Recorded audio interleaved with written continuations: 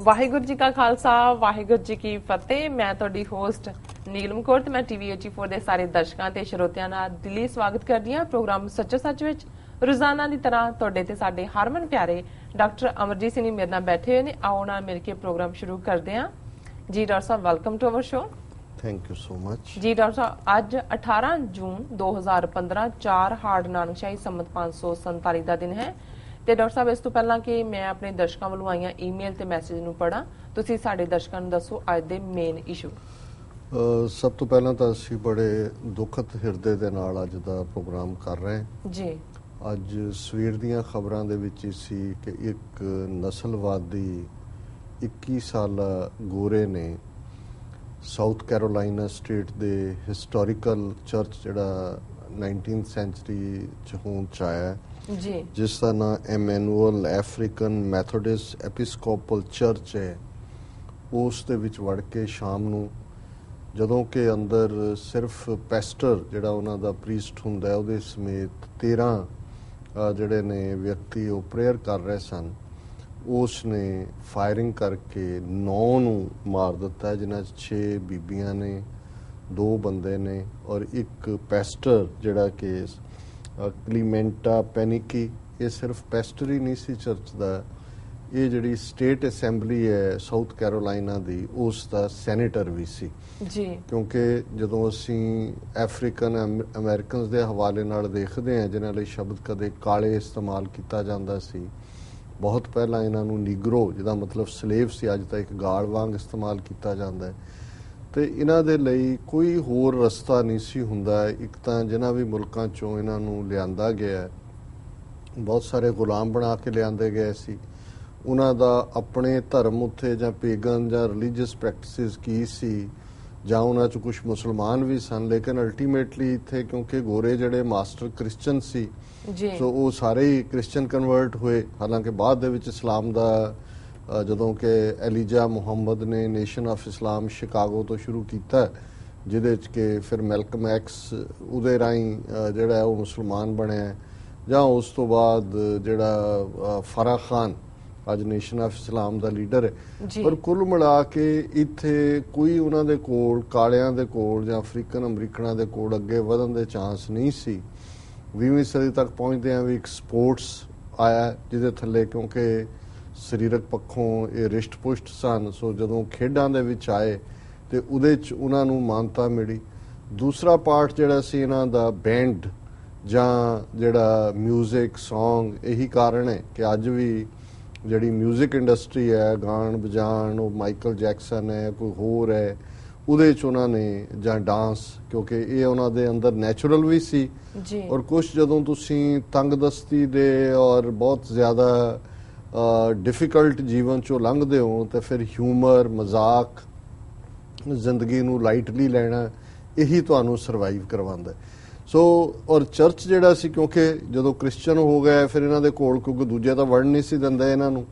ਉਹਨਾਂ ਚਰਚਾਂ ਦੇ ਵਿੱਚ ਵੀ ਇਹਨਾਂ ਦੇ ਚਰਚ ਵੀ ਆਪਣੇ ਬਣ ਗਏ ਕਾਲਿਆਂ ਦੇ, ਔਰ ਉਹਦੇ ਥੱਲੇ ਫਿਰ ਇਹਨਾਂ ਦੇ ਪੈਸਟਰ ਵੀ ਆਪਣੇ ਸੀ ਕੁਛ ਜਿਹੜੇ ਨੇ, ਉਹਦੇ ਥੱਲੇ ਉਹਨਾਂ ਨੂੰ ਜਦੋਂ ਉਹਨਾਂ ਨੇ ਜਿਹੜਾ ਖਲੋ ਕੇ ਉਪਦੇਸ਼ ਦੇਣਾ ਜਾਂ ਬਾਈਬਲ ਨੂੰ ਇੰਟਰਪ੍ਰੀਟ ਕਰਨਾ, ਉਹਨਾਂ 'ਚ ਬੋਲਣ ਦੀਆਂ ਸਕਿੱਲਸ ਵੀ ਆਈਆਂ। ਇਹੀ ਕਾਰਨ ਹੈ ਕਿ ਜਦੋਂ ਅਸੀਂ ਅਮਰੀਕਨ ਪਬਲਿਕ ਲਾਈਫ ਦੇ ਵਿੱਚ ਜਿਹੜੇ ਅਫਰੀਕਨ ਅਮਰੀਕਨ ਨੇ ਉਹਨਾਂ ਨੂੰ ਦੇਖਦੇ ਹਾਂ ਤੇ ਬਹੁਤ ਸਾਰੇ ਉਹਨਾਂ 'ਚੋਂ ਚਰਚ 'ਚੋਂ ਹੀ ਆਏ ਨੇ, ਪੈਸਟਰ ਨੇ। ਪਹਿਲਾਂ ਪੈਸਟਰ ਸਨ ਜਿਨ੍ਹਾਂ ਦੇ ਵਿੱਚ ਅਸੀਂ ਜਦੋਂ ਮਾਰਟਨ ਲੂਥਰ ਕਿੰਗ, ਔਰ ਇਸੇ ਕਰਕੇ ਜਿਹੜੇ ਪੈਸਟਰ ਹੁੰਦੇ ਨੇ ਇਹਨਾਂ ਦੇ, ਉਹਨਾਂ ਦੇ ਨਾਲ ਸ਼ਬਦ ਰੈਵਰੈਂਡ ਯੂਜ਼ ਹੁੰਦਾ ਹੈ, REVERAND। ਤੁਸੀਂ ਜਦੋਂ ਵੀ ਦੇਖੋਗੇ ਇਹਨਾਂ ਦੇ ਬਹੁਤ ਸਾਰੇ ਉਹਨਾਂ ਦੇ ਨਾਲ REV ਲਿਖਿਆ ਹੋਏਗਾ, ਰੈਵਰੈਂਡ। ਸੋ ਮਾਰਟਨ ਲੂਥਰ ਕਿੰਗ ਜਿਹਨੇ ਮਿਲ ਕੇ ਮੈਲਕਮ ਐਕਸ ਦੇ ਨਾਲ, ਮੈਲਕਮ ਐਕਸ ਵੀ ਇੱਕ ਰਿਲੀਜੀਅਸ ਪ੍ਰੀਚਰ ਦੇ ਤੌਰ ਤੇ ਹੀ ਨੇਸ਼ਨ ਆਫ ਇਸਲਾਮ ਰਾਹੀਂ ਅੱਗੇ ਆਇਆ, ਬੇਸ਼ੱਕ ਬਾਅਦ ਚੋਂ ਮੇਨ ਸਟ੍ਰੀਮ ਇਸਲਾਮ ਦੇ ਵਿੱਚ ਕਨਵਰਟ ਹੋ ਗਿਆ। ਔਰ ਇਸੇ ਤਰ੍ਹਾਂ ਜਿਹਨੇ ਪਹਿਲੀ ਪ੍ਰੈਜ਼ੀਡੈਂਸ਼ੀਅਲ ਰੇਸ ਪ੍ਰਾਇਮਰੀ 'ਚ ਰਨ ਕੀਤੀ, ਔਰ ਅੱਜ ਵੀ ਜਦੋਂ ਵੀ ਕਿਤੇ ਕੋਈ ਘਟਨਾ ਹੁੰਦੀ ਹੈ ਤੇ ਉਸ ਦੇ ਕਾਮੈਂਟ ਨੂੰ ਬੜਾ ਵੇਟ ਦਿੱਤਾ ਜਾਂਦਾ, ਜੈਸੀ ਜੈਕਸਨ, ਉਹਦੇ ਨਾਲ ਵੀ ਅਸੀਂ ਰੈਵਰੈਂਡ ਦੇਖਦੇ ਹਾਂ ਲਿਖਿਆ ਹੋਇਆ, ਕਿਉਂਕਿ ਉਹ ਵੀ ਜਿਹੜਾ ਉਹਦਾ ਆਪਣਾ ਚਰਚ ਹੈ, ਅੱਜ ਵੀ ਉਹ ਆਪਣੇ ਦੂਸਰੀਆਂ ਪ੍ਰੈਕਟਿਸਿਸ ਵੀ ਕਰਦਾ। ਸੋ ਮੈਂ ਇਸ ਲਈ ਇਸ ਦੁਖਦ ਚੈਪਟਰ ਦੀ ਗੱਲ ਕਰਨ ਤੋਂ ਪਹਿਲਾਂ ਜੋ ਅੱਜ ਸਾਡੀਆਂ ਅੱਖਾਂ ਸਾਹਮਣੇ ਅਨਫੋਲਡ ਹੋਇਆ, ਮੈਂ ਦੱਸਣਾ ਚਾਹੁੰਦਾ ਵੀ ਇਸ ਨਸਲਵਾਦੀ ਸੁਸਾਇਟੀ 'ਚ ਜਿੱਥੇ ਕਿ ਇਹਨਾਂ ਨੂੰ ਗੁਲਾਮ ਬਣਾ ਕੇ ਲਿਆਂਦਾ ਗਿਆ, ਪਹਿਲਾਂ ਹੀ ਕਾਰਨਰ ਕੀਤਾ ਹੋਇਆ ਸੀ। ਜਦੋਂ ਅਸੀਂ ਸਾਊਥ ਦੇ ਵਿੱਚ ਦੇਖਦੇ ਹਾਂ ਕਿ ਬੌਲਦਾਂ ਦੀ ਥਾਂ ਤੇ ਇਹਨਾਂ ਨੂੰ ਜੋਤਿਆ ਜਾਂਦਾ ਸੀ, ਇਹਨਾਂ ਦੇ ਉੱਤੇ ਬਹੁਤ ਜ਼ੁਲਮ, ਫਿਜ਼ੀਕਲ ਵਾਇਲੈਂਸ ਹੁੰਦੀ ਸੀ। ਉਹਨਾਂ ਦੀ ਕੋਈ ਆਪਣੀ, ਜਿਵੇਂ ਉਹਨਾਂ ਦੀ ਜ਼ਬਾਨ ਨਹੀਂ ਰਹਿਣ ਦਿੱਤੀ ਗਈ, ਉਹਨਾਂ ਦਾ ਮਜ਼ਹਬ ਨਹੀਂ ਰਹਿਣ ਦਿੱਤਾ ਗਿਆ, ਪਰ ਇਹਦੇ ਬਾਵਜੂਦ ਭਾਵੇਂ ਉਹ ਈਸਾਈ ਬਣ ਗਏ, ਉਹਨਾਂ ਨੇ ਆਪਣੇ ਚਰਚ ਬਣਾ ਲਏ, ਉਹਨਾਂ ਦੇ ਖਿਲਾਫ, ਕਾਲਿਆਂ ਦੇ ਖਿਲਾਫ ਹਿੰਸਾ ਦੀਆਂ ਘਟਨਾਵਾਂ ਹੁੰਦੀਆਂ ਰਹੀਆਂ। ਔਰ ਇੱਥੇ ਲਾਅ ਰਹੇ ਨੇ ਅੱਜ ਤੋਂ 50 ਸਾਲ ਪਹਿਲਾਂ ਤੱਕ ਵੀ, ਜਿਵੇਂ ਲਿੰਚਿੰਗ ਲਾਅ ਸਨ। ਲਿੰਚਿੰਗ ਦਾ ਮਤਲਬ ਸੀ ਭੀੜ ਕੁੱਟ-ਕੁੱਟ ਕੇ ਮਾਰ ਦਿੰਦੇ ਸੀ, ਲਟਕਾ ਦਿੰਦੇ ਸੀ, ਉਹ ਵੀ ਕਾਨੂੰਨ ਸੀ। ਉਹਦੇ ਥੱਲੇ ਕੁਝ ਕਹਿ ਦੇਣ ਕਿ ਜੀ ਗੋਰੀ ਔਰਤ ਵੱਲ ਦੇਖਿਆ ਇਹਨੇ, ਜਾਂ ਇਹਨੇ ਜਿਹੜਾ ਡਿਸਓਬੇ ਕੀਤਾ। ਸੋ ਇਸ ਕਿਸਮ ਦੇ ਮਾਹੌਲ 'ਚ ਜਦੋਂ ਇਹ ਕ੍ਰਿਸਚੀਅਨ ਵੀ ਬਣ ਗਏ, ਈਵਨ ਇਹ ਹੁਣ ਤਾਂ ਪ੍ਰੈਜ਼ੀਡੈਂਟ ਬਰਾਕ ਓਬਾਮਾ ਇੱਕ ਅਫਰੀਕਨ ਅਮਰੀਕਨ ਮੂਲ ਦਾ ਬੰਦਾ ਪ੍ਰੈਜ਼ੀਡੈਂਟ ਹੈ, ਵਾਈਟ ਹਾਊਸ 'ਚ ਬੈਠਾ, ਔਰ ਇਹ ਸੈਕੰਡ ਟਰਮ ਹੈ ਉਹਦੀ। ਇਸ ਦੌਰਾਨ ਸ਼ਾਇਦ ਇਹ ਜਿਹੜੀਆਂ ਇਨਸੀਡੈਂਟਸ ਕਾਲਿਆਂ ਨੂੰ ਟਾਰਗੇਟ ਕਰਨ ਵਾਲੀਆਂ ਬਹੁਤ ਵਧੀਆਂ ਨੇ, ਕਿਉਂਕਿ ਉਹ ਇਹ ਮੈਸੇਜ ਦੇਣਾ ਚਾਹੁੰਦੇ ਨੇ ਜਿਹੜੇ ਇੱਥੇ ਗੋਰਾ ਨਸਲਵਾਦ ਹੈ, ਜਿਨ੍ਹਾਂ ਦਾ ਜਿਹੜਾ ਪਹਿਲਾਂ ਪੇਰੈਂਟਲ ਆਰਗੇਨਾਈਜੇਸ਼ਨ ਕੂ ਕਲੈਕਸ ਕਲੈਨ ਅੱਜ ਵੀ ਹੈ ਜੀ। ਔਰ ਮੈਂ ਇਸ ਨੂੰ ਦੱਸਾਂਗਾ ਕਿ ਵੀ ਕਿਵੇਂ ਇਸ ਗੱਲ ਨੂੰ ਮੈਂ ਕਿਵੇਂ ਮਹਿਸੂਸ ਕੀਤਾ ਜਦੋਂ ਮੈਂ ਇਸ ਨੂੰ ਇਸ ਸਵੇਰੇ ਖਬਰ ਨੂੰ ਦੇਖਿਆ ਕਿ ਇਹ ਉਸ ਕਿਸਮ ਦਾ ਹੀ ਨਸਲਵਾਦੀ ਗੋਰਾ ਸੀ ਜਿਵੇਂ ਦਾ ਕੁਝ ਸਾਲ ਪਹਿਲਾਂ ਜਿਹਦਾ ਸਬੰਧ ਕੂ ਕਲੈਕਸ ਕਲੈਨ ਨਾਲ ਵੀ ਜਾ ਕੇ ਜੁੜਦਾ ਸੀ। ਇਹਦਾ ਵੀ ਫੜਿਆ ਗਿਆ ਬੰਦਾ, ਮੁੰਡਾ ਜਿਹੜਾ 21 ਸਾਲਾਂ ਦਾ, ਔਰ ਉਹਦੇ 'ਚ ਵੀ ਵਿਸਕੌਨਸਨ ਦੇ ਉਸ ਗੁਰਦੁਆਰਾ ਸਾਹਿਬ 'ਚ ਆ ਕੇ ਜਿਸ ਤਰੀਕੇ ਦੇ ਨਾਲ ਉਸ ਨੇ 6 ਜਿਹੜੇ ਸਿੱਖਾਂ ਨੂੰ, ਜਿਨ੍ਹਾਂ ਦੇ ਵਿੱਚ ਇੱਕ ਬੀਬੀ ਪਰਮਜੀਤ ਕੌਰ ਵੀ ਸਨ, ਸ਼ੂਟ ਡਾਊਨ ਕੀਤਾ ਸੀ ਜੀ। ਔਰ ਇਹ ਤਾਂ ਜਦੋਂ ਅਸੀਂ ਉਸ ਬਹਾਦਰ ਮਰਫੀ ਨਾਂ ਦੇ ਪੁਲਿਸ ਅਫਸਰ ਦੀ ਗੱਲ ਕਰਦੇ, ਜਿਹਨੂੰ ਹੁਣ ਪਿਛਲੇ ਦਿਨਾਂ 'ਚ ਯੂਬਾ ਸਿਟੀ ਦੇ ਵਿੱਚ ਇੱਕ ਹੈਰੀਟੇਜ ਮੇਲੇ ਦੇ ਨਾਂ ਥੱਲੇ ਸਮਾਗਮ ਹੁੰਦਾ, 10,000 ਦੇ ਕਰੀਬ ਗੈਦਰਿੰਗ ਦੇ ਵਿੱਚ ਉਹਨੂੰ ਮਰਫੀ ਨੂੰ, ਜਿਹੜਾ ਹੁਣ ਨੌਕਰੀ ਚੋਂ ਉਹਨੇ ਛੱਡ ਦਿੱਤੀ ਹੈ ਕਿਉਂਕਿ ਉਹਦੀ ਆਵਾਜ਼ ਨਹੀਂ ਰਹੀ, ਉਹਨੇ ਪਾਰਕਿੰਗ ਲਾਟ ਦੇ ਵਿੱਚ ਰੋਕਿਆ ਉਹਨੂੰ, ਕਿਲਰ ਨੂੰ, ਔਰ ਉਹ ਆਪ ਉਹਨੇ ਆਪਣੇ ਤੇ ਗੋਲੀਆਂ ਲੈ ਲਈਆਂ। ਨਹੀਂ ਤਾਂ ਜਿੰਨੇ ਕ ਅੰਦਰ ਬੀਬੀਆਂ ਕੋ ਲੰਗਰ ਪਕਾ ਰਹੀਆਂ ਸੀ, ਕੁਛ ਜਿਹੜੀਆਂ ਲੁੱਕ ਗਈਆਂ ਜਾਂ ਦੂਜੇ ਸੀ ਉਹ ਬਚ ਗਏ। ਲੇਕਿਨ 6 ਮੌਤਾਂ ਜਿਸ ਤਰੀਕੇ ਨਾਲ ਉਸ ਵਿਸਕੌਨਸਨ ਦੇ ਗੁਰਦੁਆਰਾ ਸਾਹਿਬ ਦੇ ਵਿੱਚ ਹੋਈਆਂ ਸੀ, ਅੱਜ ਜਿਹੜੀ ਹੈ ਉਹੀ ਗੱਲ ਦੁਬਾਰਾ ਮਨ ਦੀਆਂ ਅੱਖਾਂ ਸਾਹਮਣੇ ਘੁੰਮੀ ਕਿ ਕਿਵੇਂ ਇਸ ਟਾਊਨ ਦੇ ਵਿੱਚ ਜਿਹੜਾ ਇਹ ਹਿਸਟੋਰੀਕਲ ਚਰਚ ਹੈ ਔਰ ਉਹਦਾ ਸੈਨੇਟਰ ਸ਼ਾਮ ਨੂੰ ਇਹ ਜਿਹੜੇ ਨੇ ਆਪਣੀ ਪ੍ਰੇਅਰ ਦੇ ਲਈ ਇਕੱਠੇ ਹੋਏ ਨੇ, ਔਰ ਕਿਵੇਂ ਇੱਕ ਹਥਿਆਰਾ ਜਿਹੜਾ ਨਸਲਵਾਦੀ ਵਿਚਾਰਧਾਰਾ ਦਾ ਲੱਗਦਾ ਹੈ। ਮੁੱਢਲੀ ਇਨਵੈਸਟੀਗੇਸ਼ਨ ਇਸ ਪਾਸੇ ਜਾ ਰਹੀ ਹੈ ਕਿਉਂਕਿ FBI ਨੇ ਵੀ ਇਹਨੂੰ ਜਿਹੜਾ as a hate crime investigate ਕਰਨਾ ਸ਼ੁਰੂ ਕੀਤਾ। ਸੋ ਮੈਂ ਇਹ ਮਹਿਸੂਸ ਕੀਤਾ ਕਿ ਵੀ ਇਹ ਸਾਡੀ ਮੋਰਲ ਰਿਸਪੌਂਸਿਬਿਲਿਟੀ ਵੀ ਹੈ। ਜੇ ਮੇਰੇ ਕੋਲ ਇਹ ਰਜੇਵੇਂ ਨਾ ਹੁੰਦੇ TV 84 ਦੇ ਹਵਾਲੇ ਨਾਲ ਜਾਂ ਵੀਕਐਂਡ ਕੈਲੀਫੋਰਨੀਆ ਦਾ, ਤੇ ਮੈਂ ਜਾ ਕੇ, ਮੇਰੀ ਜਿਹੜੀ ਅੰਦਰਲੀ ਭਾਵਨਾ ਸੀ, ਜੇ ਮੈਂ ਇਸ 'ਚ ਨਾ ਹੁੰਦਾ ਤੇ ਮੈਂ ਜਾ ਕੇ ਸਾਊਥ ਕੈਰੋਲਾਈਨਾ ਬੈਠੇ ਹੋਣਾ ਸੀ। ਔਰ ਮੈਨੂੰ, ਕਿਉਂਕਿ ਮੈਨੂੰ ਇਹ ਹੈ ਵੀ ਜਿਸ ਤਰੀਕੇ ਨਾਲ ਜਦੋਂ ਇਹ ਵਿਸਕੌਨਸਨ ਦੇ ਵਿੱਚ ਇਹ ਘਟਨਾ ਵਾਪਰੀ ਸੀ ਕਿ ਕਿਵੇਂ ਸਾਰਾ ਅਮਰੀਕੀ ਸਮਾਜ ਔਰ ਪ੍ਰੈਜ਼ੀਡੈਂਟ ਓਬਾਮਾ ਨੇ ਝੰਡੇ ਜਿਹੜੇ ਨੇ ਝੁਕਾ ਦਿੱਤੇ ਕਿੰਨੇ ਦਿਨ, ਔਰ ਸਾਰੇ ਅਮਰੀਕੀ ਸਮਾਜ ਨੇ, ਔਰ ਖਾਸ ਤੌਰ ਤੇ ਜਿਹੜੇ ਉੱਥੇ ਅਫਰੀਕਨ ਅਮਰੀਕਨ ਸਨ, ਜਿਵੇਂ ਉਹਨਾਂ ਨੇ ਪਿਆਰ ਦਾ ਇਜ਼ਹਾਰ ਆ ਕੇ ਕੀਤਾ ਸੀ, ਸਿੱਖਾਂ ਨੂੰ ਕੰਸੋਲ ਕੀਤਾ ਸੀ। ਔਰ ਆਪਣੇ ਸੰਸਕਾਰ ਤੋਂ ਬਾਅਦ ਉਹਨਾਂ 6 ਸਿੱਖ ਪ੍ਰਾਣੀਆਂ ਦੇ, ਉਹਨਾਂ ਨੇ ਅਗਲੇ ਦਿਨ ਇੱਕ ਵੱਡਾ ਜਿਹੜਾ ਉਹਨਾਂ ਦਾ ਕਾਲਿਆਂ ਦਾ ਹੀ ਚਰਚ ਸੀ, ਉਹਦੇ 'ਚ ਇੱਕ ਫੰਕਸ਼ਨ ਰੱਖਿਆ ਜਿਹਦੇ 'ਚ ਉਹਨਾਂ ਨੇ ਸਿੱਖਾਂ ਨੂੰ ਵੀ ਇਨਵਾਈਟ ਕੀਤਾ ਨੁਮਾਇੰਦੇ ਦੇ ਤੌਰ ਤੇ। ਮੈਨੂੰ ਉਹਦੇ 'ਚ ਐਡਰੈਸ ਕਰਨ ਦਾ ਮੌਕਾ ਮਿਲਿਆ ਸੀ। ਔਰ ਜੈਸੀ ਜੈਕਸਨ, ਜਿਹਦਾ ਮੈਂ ਜ਼ਿਕਰ ਕੀਤਾ ਹੈ, ਉਹ ਮੇਨ ਸਪੀਕਰ ਸੀ ਜਿਸ ਨੇ ਆ ਕੇ ਸਾਡੇ ਨਾਲ ਸਿੱਖਾਂ ਦੇ ਲਈ ਜਿਹੜਾ ਉਹ ਹਾਂ ਦਾ ਨਾਅਰਾ ਮਾਰਿਆ ਸੀ। ਔਰ ਜਿਸ ਤਰੀਕੇ ਨਾਲ ਉਸ ਟਾਊਨ ਔਰ ਇਲਾਕੇ ਦੇ, ਸੋ ਮੈਂ ਮਹਿਸੂਸ ਕਰਦਾ ਕਿ ਇਹ ਮੈਨੂੰ ਇਹ ਲੱਗਦਾ ਸੀ ਕਿ ਵੀ ਜਦੋਂ ਪ੍ਰੈਜ਼ੀਡੈਂਟ ਓਬਾਮਾ ਬਣਿਆ, ਅਸੀਂ ਆਪਣੇ ਇਹ ਸੋਚਦੇ ਸੀ ਕਿ ਵੀ ਚਲੋ ਇੱਕ ਚੈਪਟਰ ਜਿਹੜਾ ਨਸਲਵਾਦ ਦਾ, ਕਦੇ ਇਹਨਾਂ ਨੂੰ ਨੀਗਰੋ ਬਣਾ ਕੇ, ਸਲੇਵ ਬਣਾ ਕੇ ਔਰ ਇਹਨਾਂ ਨੂੰ ਜਿਹੜਾ ਜ਼ਲੀਲ ਕਰਕੇ ਸੀ, ਕਿ ਇਹ ਅਮਰੀਕਨ ਡੈਮੋਕ੍ਰੇਸੀ ਦੀ ਪਾਵਰ ਹੈ ਜੀ, ਕਿ ਅੱਜ ਉਹਨਾਂ ਚੋਂ ਹੀ ਜਿਹੜੇ ਕਦੇ ਸਲੇਵ ਸੀ, ਕਦੇ ਬਿਲਕੁਲ ਲਾਈਕ ਹਿਊਮਨ ਤੱਕ ਹੀ, ਈਵਨ ਲਾਈਕ ਐਨੀਮਲਸ ਵੀ ਉਹਨਾਂ ਨੂੰ ਕੋਈ ਡਿਗਨਿਟੀ ਨਹੀਂ ਸੀ, ਅੱਜ ਇਹ ਅਮਰੀਕਨ ਡੈਮੋਕ੍ਰੇਸੀ ਦੀ ਪਾਵਰ ਨੇ ਵਾਈਟ ਹਾਊਸ ਤੱਕ ਪਹੁੰਚਾਇਆ ਉਹਨਾਂ ਦੀ ਨਸਲ ਦੇ ਬੰਦੇ ਨੂੰ। ਪਰ ਮੈਂ ਸਮਝਦਾ ਹਾਂ ਵੀ ਜਿਸ ਤਰੀਕੇ ਦੇ ਨਾਲ ਇਹ ਨਸਲਵਾਦ ਕਿਸੇ ਨਾ ਕਿਸੇ ਤਰੀਕੇ ਨਾਲ, ਔਰ ਇਹ ਤੁਸੀਂ ਦੁਨੀਆ ਦੇ ਵਿੱਚ ਅਰਾਊਂਡ ਦੇਖਦੇ ਹੋ, ਭਾਰਤ ਦੇ ਹਵਾਲੇ ਨਾਲ, ਜਿਵੇਂ ਉੱਥੇ ਹਿੰਦੂ ਮੂਲਵਾਦ ਜਨਮ ਲੈ ਰਿਹਾ ਹੈ, ਮਜ਼ਹਬੀ ਨਫ਼ਰਤ ਦੀ ਗੱਲ, ਔਰ ਜਿਸ ਨਫ਼ਰਤ ਦਾ ਸ਼ਿਕਾਰ ਈਸਾਈ ਵੀ ਹੋ ਰਹੇ ਨੇ, ਮੁਸਲਮਾਨ ਵੀ ਹੋ ਰਹੇ ਨੇ, ਸਿੱਖ ਵੀ ਹੋ ਰਹੇ ਨੇ, ਦਲਿਤ ਵੀ ਹੋ ਰਹੇ ਨੇ। ਕਿਉਂਕਿ ਕੱਲ ਦੀ ਖਬਰ ਉੱਥੋਂ ਦੇ ਹਵਾਲੇ ਨਾਲ ਵੀ ਸੀ ਮੱਧ ਪ੍ਰਦੇਸ਼ ਤੇ, ਕਿ ਇੱਕ ਦਲਿਤ ਬੱਚੀ 9 ਸਾਲ ਦੀ ਜਿਹੜੀ ਖੂਹ ਤੋਂ ਪਾਣੀ ਲੈਣ ਜਾ ਰਹੀ ਸੀ, ਤੇ ਇੱਕ ਮੁਸਲਮਾਨ ਉੱਚੀ ਰਾਜਪੂਤ ਜਾਤ ਦਾ, ਉਸ ਕੁੜੀ ਦਾ, ਕਿਉਂਕਿ ਅੱਜ ਕੱਲ ਸਮਰ ਮੰਥਸ ਨੇ, ਸ਼ੈਡੋ ਪਈ ਉਹਦੇ ਉੱਤੇ, ਪਰਛਾਵਾਂ ਪਿਆ, ਤੇ ਉਹਨੇ ਜਾ ਕੇ ਮਤਲਬ ਜਿਉਂ ਹੀ ਉਹ ਘਰ ਪਹੁੰਚਿਆ, ਉਹਨਾਂ ਦੇ ਟਰਾਈਬ ਦੀਆਂ ਜਿਹੜੀਆਂ ਸੀ ਉਹ ਰਾਜਪੂਤ ਔਰਤਾਂ ਆਈਆਂ, ਔਰ ਉਹਨਾਂ ਨੇ ਕੁੜੀ ਨੂੰ ਮਾਰ ਮਾਰ ਕੇ ਬੇਹੋਸ਼ ਕਰ ਦਿੱਤਾ ਕਿ ਵੀ ਤੂੰ, ਤੇਰਾ ਪਰਛਾਵਾਂ ਜਿਹੜਾ ਉਹ ਪਿਆ ਉਹਦੇ ਤੇ, ਔਰ ਉਹ ਪਿੱਟ ਗਿਆ। ਸੋ ਇਹ ਇੱਕ ਆਪਣੀ ਕਿਸਮ ਦਾ ਨਸਲਵਾਦ ਹੈ ਜਿਹੜਾ ਉੱਥੇ ਵਰਸਟ ਫਾਰਮ ਦੇ ਵਿੱਚ ਹੈ। ਲੇਕਿਨ ਜਿਸ ਕਿਸਮ ਦੀ ਇਹ ਘਟਨਾ ਹੈ, ਔਰ ਜਦੋਂ ਅਸੀਂ ਪਿਛਲੇ ਦਿਨਾਂ 'ਚ ਇਸ ਪਾਰਟ ਨੂੰ ਡਿਸਕਸ ਕੀਤਾ ਹੈ ਗਨ ਕੰਟਰੋਲ ਦੇ ਹਵਾਲੇ ਨਾਲ, ਜਾਂ ਦੂਸਰਾ ਪ੍ਰੈਜ਼ੀਡੈਂਟ ਓਬਾਮਾ ਨੇ ਵੀ ਜਿੱਥੇ ਅਫਸੋਸ ਦਾ ਇਜ਼ਹਾਰ ਕੀਤਾ, ਮੈਂ ਉਹਨਾਂ ਦੀ ਸਟੇਟਮੈਂਟ ਦਾ ਕੁਝ ਹਿੱਸਾ ਵੀ ਸ਼ੇਅਰ ਕਰਨਾ ਚਾਹਾਂਗਾ ਕਿ ਉਹਨਾਂ ਨੇ, ਪ੍ਰੈਜ਼ੀਡੈਂਟ ਓਬਾਮਾ ਨੇ, ਕਿਉਂਕਿ ਉਸ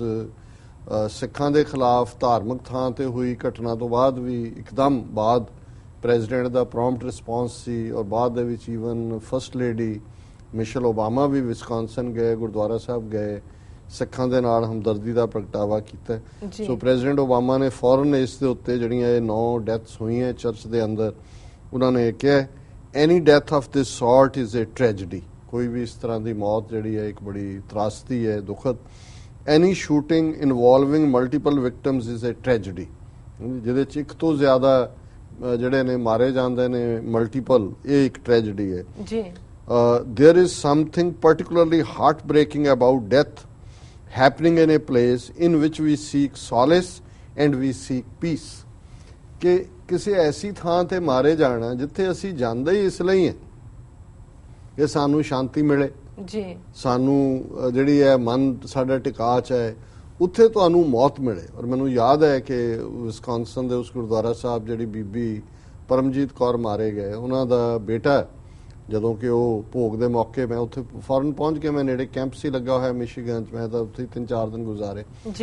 ਤੇ ਉਹਨੇ ਬੋਲਦਿਆਂ ਇਹ ਕਿਹਾ ਸੀ, ਉਹਨੇ ਕਿਹਾ ਸੀ ਕਿ ਵੀ ਮੈਂ ਗੁਰਦੁਆਰੇ ਨਹੀਂ ਸੀ ਆਉਂਦਾ, ਮੇਰੀ ਮਾਂ ਹਮੇਸ਼ਾ ਹੀ ਖੱਪਦੀ ਸੀ, ਕਹਿੰਦੇ ਸੀ ਨਹੀਂ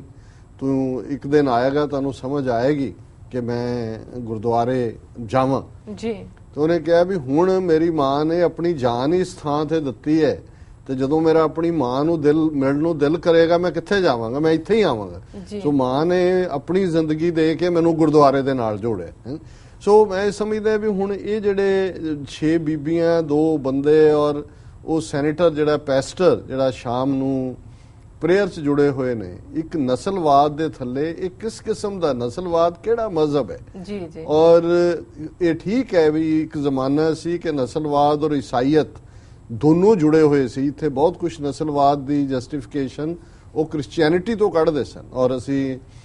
ਈਵਨ ਜਿਹੜਾ ਇਹ ਲੇਟਰ ਡੇ ਸੇਂਟਸ ਚਰਚ ਹੈ, ਜਿਹਨੂੰ ਮਾਰਮਨ ਚਰਚ ਕਹਿੰਦੇ ਨੇ, 100 ਸਾਲ ਤੋਂ ਜ਼ਿਆਦਾ ਸਮਾਂ ਕੋਈ ਕਾਲਾ ਇਹਦਾ ਮੈਂਬਰ ਹੀ ਨਹੀਂ ਸੀ ਬਣ ਸਕਦਾ। ਉਹ ਤਾਂ ਜਿਮੀ ਕਾਰਟਰ ਦੇ ਵੇਲੇ ਜਿਹੜਾ ਉਹਨੇ ਕਿਹਾ ਕਿ ਜੇ ਤੁਸੀਂ ਨਾਨ ਪ੍ਰੋਫਿਟ ਆਰਗੇਨਾਈਜੇਸ਼ਨ ਹੋ, ਇਹ ਤੁਹਾਡਾ ਸਟੇਟਸ ਬੰਦ ਕਰ ਦੇਵਾਂਗੇ, ਇਹਨੂੰ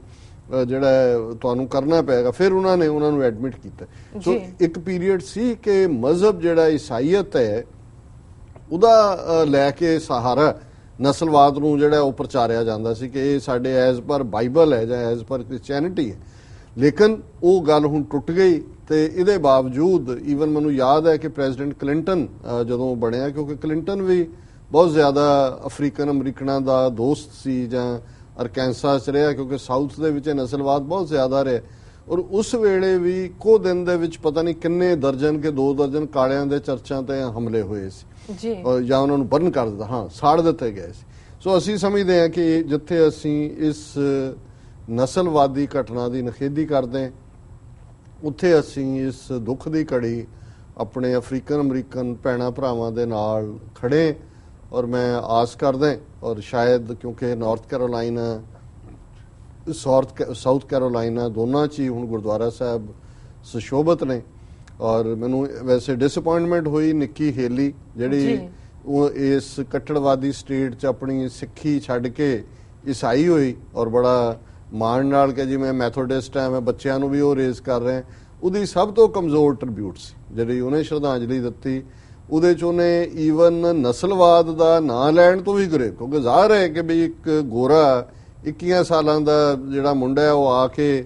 ਅੰਦਰ ਮਾਰਦਾ, ਉੱਥੇ ਹੋਰ ਕੀ ਮੋਟਿਵ ਹੈ ਉਹਦੇ ਚੋਂ ਨਿਕਲਣ ਦਾ ਜੀ। ਲੇਕਿਨ ਇਹ ਜਦੋਂ ਤੁਸੀਂ ਆਪਣੀ ਜ਼ਮੀਰ ਦਾ ਸੌਦਾ ਕਰਦੇ ਹੋ, ਆਪਣੀ ਜ਼ਮੀਰ ਵੇਚਦੇ ਹੋ, ਉਹਦੇ ਨਾਲ ਫਿਰ ਆਪਣਾ ਧਰਮ ਛੱਡਦੇ ਹੋ, ਤੇ ਫਿਰ ਔਰ ਅਹੁਦੇ ਦਾ ਲਾਲਚ ਤੁਹਾਨੂੰ ਚੰਬੜਿਆ ਹੁੰਦਾ ਹੈ, ਔਰ ਫਿਰ ਤੁਸੀਂ ਜਿਹੜਾ ਹੈ ਉਹਦੀ ਸਭ ਤੋਂ ਡਿਸਅਪਾਇੰਟ ਹਾਲਾਂਕਿ ਹਿਲਰੀ ਕਲਿੰਟਨ, ਦੂਸਰੇ ਈਵਨ ਜੈਬ ਬੁਸ਼ ਜਿਹੜਾ ਬੁਸ਼ ਦਾ ਭਰਾ ਪ੍ਰੈਜ਼ੀਡੈਂਸ਼ੀਅਲ ਰੇਸ ਲਈ ਰਿਪਬਲਿਕਨ ਚ ਰਨ ਕਰ ਰਿਹਾ, ਉਹਨੇ ਆਣਾ ਸੀ ਸਾਊਥ ਕੈਰੋਲਾਈਨਾ 1 ਜਾਂ 2 ਦਿਨ ਬਾਅਦ ਉਹਨੇ ਕੈਂਸਲ ਕੀਤਾ, ਜਿਹੜਾ ਵਾਈਜ਼ ਗੱਲ ਹੈ। ਔਰ ਪ੍ਰੈਜ਼ੀਡੈਂਟ ਓਬਾਮਾ ਦੇ ਜਿਹੜਾ ਬਾਕੀ ਉਹਦਾ ਟ੍ਰਿਬਿਊਟ ਦਾ ਹਿੱਸਾ ਹੈ ਜੀ, ਉਹਦੇ ਚ ਉਹਨੇ ਕਿਹਾ ਕਿ ਬਈ ਔਰ ਉਹਨੇ ਕਾਰਨ ਵੀ ਪੁਆਇੰਟ ਆਊਟ ਕੀਤਾ, ਉਹਨੇ ਕਿਹਾ we knew their pastor reverend Clementa Pinckney who along with 8 others gathered in prayer and fellowship was murdered last night, Obama said, and to say our thoughts and prayers are with them and their families and their community doesn't say enough to convey the heartache and the sadness and the anger that we feel ਜੀ ਕਿ we ਇਹ ਅਸੀਂ ਮਹਿਸੂਸ ਕਰ ਸਕਦੇ ਹਾਂ। ਔਰ ਉਹਦੇ ਚ ਉਹਨਾਂ ਨੇ ਜਿਹੜਾ ਖਾਸ ਤੌਰ ਤੇ ਗਨ ਕੰਟਰੋਲ ਦੀ ਗੱਲ ਹੈ, ਜਿਹੜਾ ਕਿ ਡੈਮੋਕ੍ਰੈਟਸ ਦਾ ਇਸ ਵੇਲੇ ਹੈ ਓਬਾਮਾ ਦਾ ਕਿ ਜਾਣ ਤੋਂ ਪਹਿਲਾਂ ਕੋਈ ਪੁਸ਼ ਹੋਏ, ਪਰ ਉਹ ਇੰਨੀ ਪਾਵਰਫੁਲ ਲੌਬੀ ਹੈ ਨੈਸ਼ਨਲ ਰਾਈਫਲ ਐਸੋਸੀਏਸ਼ਨ ਦੀ ਕਿ ਉਹ ਪੇਸ਼ ਨਹੀਂ ਜਾਣ ਦਿੰਦੀ। ਔਰ ਉਹਨੇ ਲੇਕਿਨ ਓਬਾਮਾ ਨੇ ਈਵਨ ਇਸ ਓਕੇਜ਼ਨ ਨੂੰ ਵੀ ਵਰਤਿਆ ਇਹ ਦੱਸਣ ਦੇ ਲਈ ਕਿ ਜਦੋਂ ਖੁੱਲੀਆਂ ਗਨਜ਼ ਹੋਣਗੀਆਂ ਤੇ ਉੱਥੇ ਫਿਰ ਇਸ ਕਿਸਮ ਦੇ ਜਿਹੜੇ ਨੇ ਉਹ ਹਾਦਸੇ ਹੋਣਗੇ। ਔਰ ਉਹਨੇ ਓਬਾਮਾ ਨੇ ਕਿਹਾ we do know that once again innocent people were killed in part because someone who wanted to inflict harm had no trouble getting their hands on a gun ਜੀ ਕਿ ਵੀ ਇਹੋ ਜਿਹਾ ਹਾਦਸਾ ਇਸ ਲਈ ਵਾਪਰਿਆ ਕਿ ਜਿਹਦੇ ਮਨ 'ਚ ਇਸ ਕਿਸਮ ਦਾ ਮਾੜਾ ਸੀ ਕੁਝ ਕਰਨ ਦਾ, ਉਹਨੂੰ ਕੋਈ ਗਨ ਲੱਭਣ ਦੇ ਵਿੱਚ ਕੋਈ ਦਿੱਕਤ ਨਹੀਂ ਹੋਈ। at some point we as a country will have to reckon with the fact that this kind of mass violence doesn't happen in other advanced countries. It doesn't happen in other places with this kind of frequency. It is our power to do something about it. So ਉਹਨੇ ਕਿਹਾ ਜੀ ਜਿਸ ਕਿਸਮ ਦਾ ਸਾਡੇ ਇੱਥੇ ਘਟਨਾਵਾਂ ਬਾਰ-ਬਾਰ ਹੋ ਰਹੀਆਂ ਇਹ ਦੂਸਰੇ ਮੁਲਕਾਂ 'ਚ ਨਹੀਂ ਵਾਪਰਦੀਆਂ, ਐਡਵਾਂਸ ਮੁਲਕਾਂ 'ਚ ਦੂਸਰੀਆਂ ਸੁਸਾਇਟੀ ਕਹਿਣਾ ਉਹ ਇਹ ਚਾਹੁੰਦਾ ਹੈ ਕਿ ਉੱਥੇ ਗਨ ਕੰਟਰੋਲ ਹੈ, ਇੱਥੋਂ ਵਾਂਗ ਜਿਹੜੀ ਹੈ ਉਹ ਖੁੱਲ੍ਹ-ਖੇਡ ਨਹੀਂ ਹੈ। ਔਰ ਉਹਨੇ ਕਿਹਾ it is in our power to do something about it ਕਿ ਵੀ ਇਹ ਸਾਡਾ ਫਰਜ਼ ਬਣਦਾ ਹੈ ਕਿ ਅਸੀਂ ਇਸ ਬਾਰੇ ਕੁਝ ਕਰੀਏ। ਸੋ ਅਸੀਂ ਇਸ ਦੁੱਖ ਦੀ ਘੜੀ ਆਪਣੇ ਇਹ ਜਿਹੜਾ ਅੱਜ ਦਾ ਪ੍ਰੋਗਰਾਮ ਵੀ ਉਹਨਾਂ ਨੂੰ ਜਿਹੜੇ ਇੱਕ ਧਾਰਮਿਕ ਥਾਂ ਤੇ ਪ੍ਰੇਅਰ ਕਰਨ ਦੇ ਲਈ ਗਏ, ਮਾਰੇ ਗਏ, ਉਹਨਾਂ ਨੂੰ ਸਮਰਪਿਤ ਕਰਦੇ। ਔਰ ਅਸੀਂ ਆਸ ਕਰਦੇ ਹਾਂ ਵੀ ਸਾਡੀ ਕਮੇਟੀ ਥਾਂ ਜਿੱਥੇ ਵੀ ਅਫਰੀਕਨ ਅਮਰੀਕਨ ਮਿਲਣ, ਜਿਹੜੇ ਵੀ ਗੁਰਦੁਆਰੇ ਜਿਹੜੇ ਜਿੱਥੇ ਨੇੜੇ ਤੇੜੇ ਚਰਚਿਜ਼ ਨੇ ਇਹਨਾਂ ਦੇ ਜਾਂ ਦੂਜੇ ਜੋ ਵੀ ਸਮਾਗਮ ਉਹਨਾਂ ਦੀ ਯਾਦ 'ਚ ਹੋਣਗੇ ਉਹਨਾਂ ਦੇ ਵਿੱਚ ਪਾਰਟਿਸਿਪੇਸ਼ਨ ਕਰਨ। ਦੂਸਰੀ ਖਬਰ ਜਿਹੜੀ ਬੇਸ਼ੱਕ ਉਸ ਦਾ ਅੰਦਾਜ਼ ਜਦੋਂ ਅਸੀਂ ਹੁਣ ਅੱਜ ਦੇ ਇਸ ਪ੍ਰੋਗਰਾਮ ਨੂੰ ਸ਼ੁਰੂ ਕੀਤਾ ਤਾਂ ਇੱਕ ਡਿਫਰੈਂਟ ਮਾਈਂਡ ਸੈਟ ਹੈ ਜੀ, ਪਰ ਕਿਉਂਕਿ ਅਸੀਂ ਜਾਂ ਤੁਸੀਂ ਬ੍ਰੇਕ ਲੈ ਲਓ ਫਿਰ ਬ੍ਰੇਕ ਤੋਂ ਬਾਅਦ ਅਸੀਂ ਡਿਸਕਸ ਕਰਾਂਗੇ। ਵੀਅਰਸ ਤੁਸੀਂ ਇਸ ਤਰ੍ਹਾਂ ਬਣੇ ਰਹੋ, ਮਿਲਦੇ ਹਾਂ ਆਫਟਰ ਦਿਸ ਸ਼ਾਰਟ ਬ੍ਰੇਕ।